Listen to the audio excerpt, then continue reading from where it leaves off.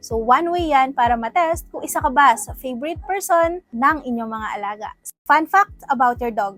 Napapansin nyo bang naghihikab ang inyong mga alagang aso? Yawning is contagious even for dogs. Research shows yung sounds na napoproduce natin habang naghihikab, pwedeng yan yung mismong mag-trigger para mag-yawn or maghikab din ang inyong mga alaga.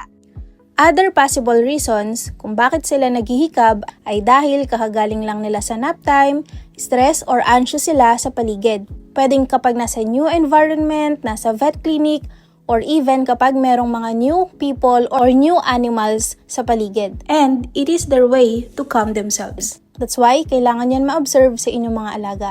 And it is 4 times more likely to happen once yung hikab na yon ay galing sa favorite person ng inyong mga alagang aso. So one way yan para matest kung isa ka ba sa favorite person ng inyong mga alaga.